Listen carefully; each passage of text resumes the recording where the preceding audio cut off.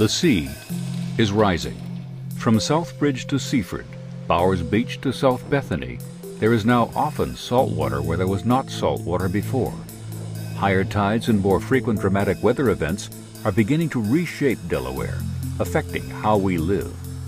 Our climate is changing, and while the reasons for this may be debated, planning for this new reality just makes good sense and has been underway for some time. Our Secretary of the Department of Natural Resources and staff from here, the Delaware Coastal Programs, wanted to proactively address sea level rise in the state of Delaware. Because it can be such a divisive issue, we knew that we needed to have a number of different types of people, a lot of different interests sitting and thinking about what sea level rise was going to mean to the state of Delaware.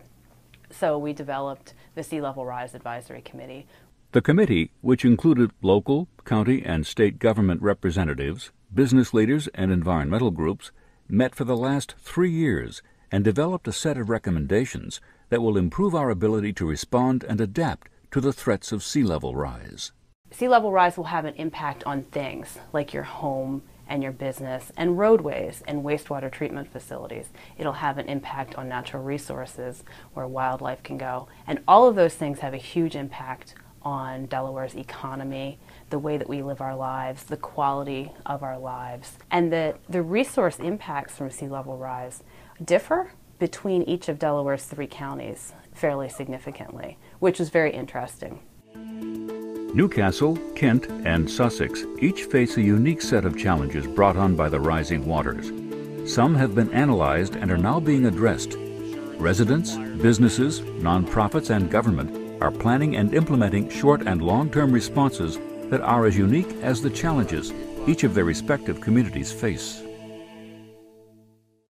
On Milford Neck in Kent County, fourth-generation farmers like Frank Webb are intimately aware of the threat of sea level rise.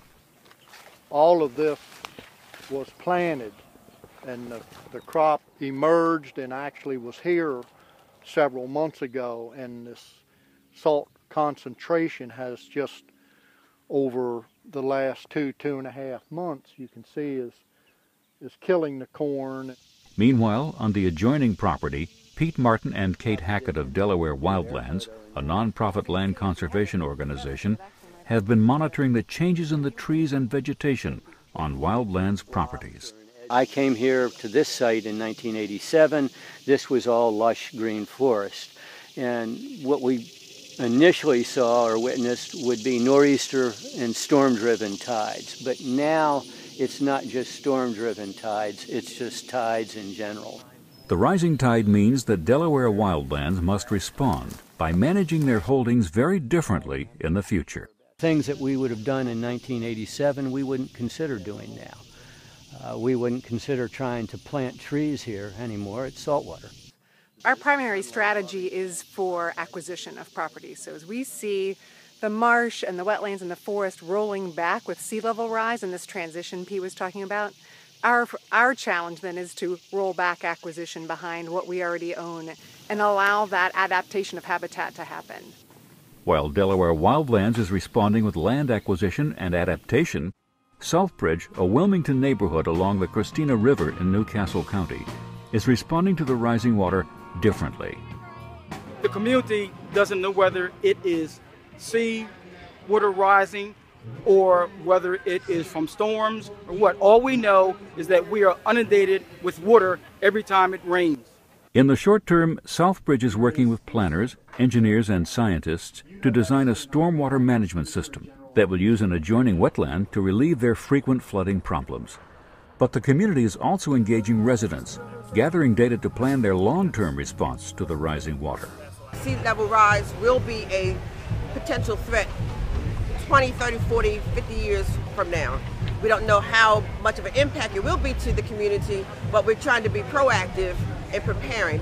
So we're just doing our homework so that we make intelligent decisions as what we should do to make sure that this community continues to have a good quality of life. A similar effort is underway a short distance downriver in Delaware City. In a series of public workshops, town leaders are learning how challenging it is to build community concern about such a long-term threat.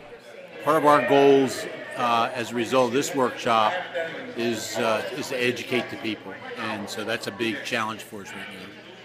Folks are used to preparing for these natural hazards because they've seen them occur and they know they're likely to occur in the future. However, with the increased threat of climate change and accelerated sea level rise, these natural hazard impacts can be exacerbated. So we've had a couple of evacuations in the past year or so, and I've lived here all my life. I never remember having evacuations because of storms coming in. So that was a pretty scary thing. So it's critical to prepare for future flood risk and not just prepare for historic flood risk. So we had this whole list of workshops. Like Southbridge, Delaware City is now doing its homework to better understand both the threat and possible community response to the rising waters. We're moving to the planning stage where we actually start looking at more from an engineering standpoint what some of these challenges are and what's causing this flooding. But sea level rise is threatening more than towns along the river. A number of dikes built by early Dutch settlers for a different purpose are now also at risk. The purpose of the dikes have changed over the centuries from being purely for agriculture initially to now being to protect infrastructure that's developed behind the dikes as a result of the draining and that need to protect them from flooding. Responding to the rising water, the Newcastle County Conservation District and DENREC are repairing and raising 4 dikes, beginning with the one at Red Lion Marsh. Once the dikes have been repaired to those new elevations that have been determined for sea level rise, they will have a lot more capacity, and the faster we can get these repairs in, the sooner they'll have that added protection and infrastructure integrity to sustain these future events.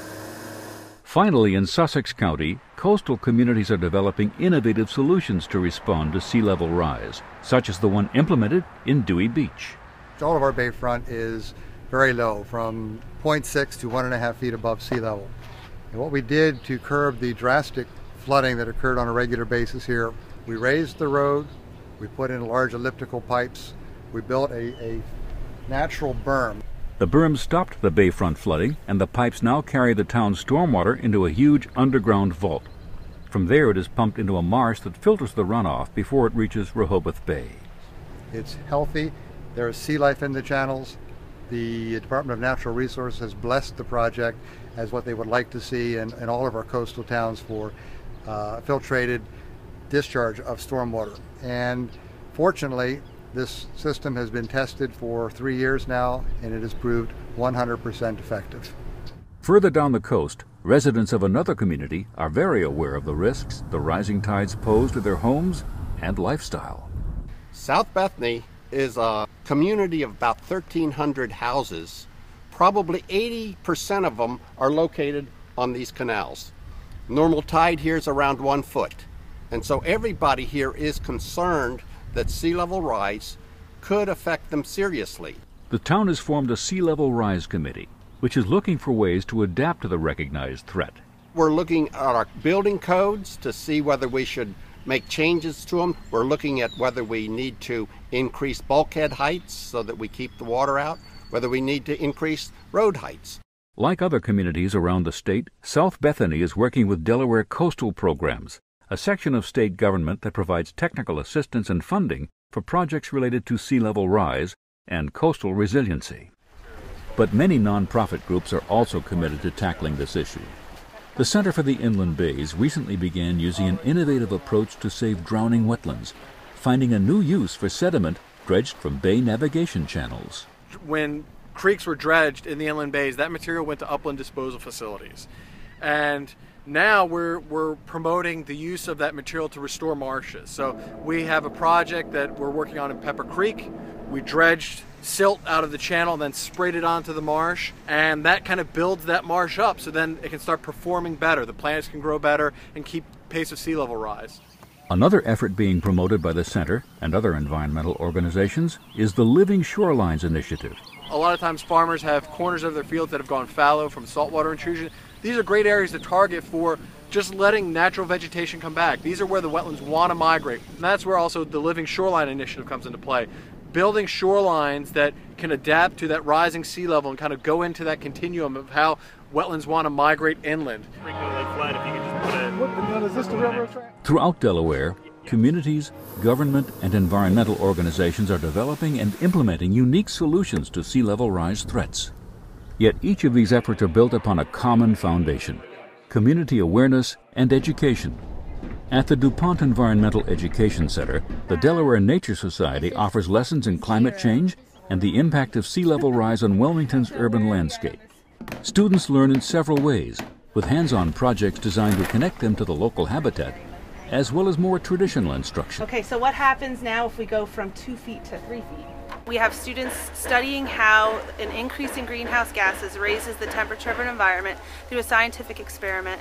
So we're looking at a global perspective. Then we zoom into the city of Wilmington and look at projection maps that University of Delaware created that show what's going to happen in Wilmington if there's sea level rise 1 through 4 feet. And then we talk about our personal ecological footprint and talk to students about what they can do on a daily basis to help reduce their ecological footprint on the planet. Reducing one's ecological footprint can start at home, by saving energy, recycling more, and driving less. It can be as simple and fun as constructing a rain garden to reduce local flooding, or planting native species to reestablish shrinking habitat for wildlife. Certainly, Delaware government will continue monitoring, studying, and responding to sea level rise, while concerned groups will keep educating, organizing, and taking action. But ultimately, each of us must get involved, acknowledging the rising sea, its growing effect on our landscape and lives, and take informed action that will stem this challenge for our generation and those to come.